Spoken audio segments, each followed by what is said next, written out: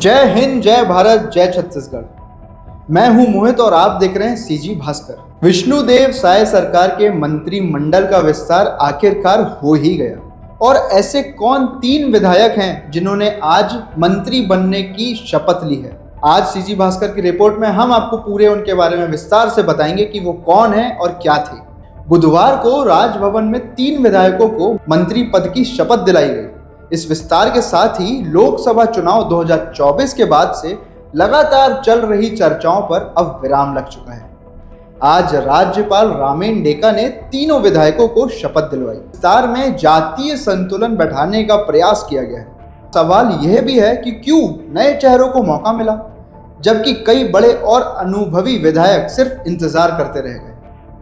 मंत्रिमंडल का ये विस्तार भाजपा के दिग्गज नेताओं के लिए भी एक बड़ा झटका भी है। पूर्व स्पीकर धर्मलाल कौशिक सहित पूर्व मंत्री अमर अग्रवाल, अजय चंद्राकर, राजेश मूणत जैसे सीनियर विधायक मंत्री पद की राह देखते रह गए।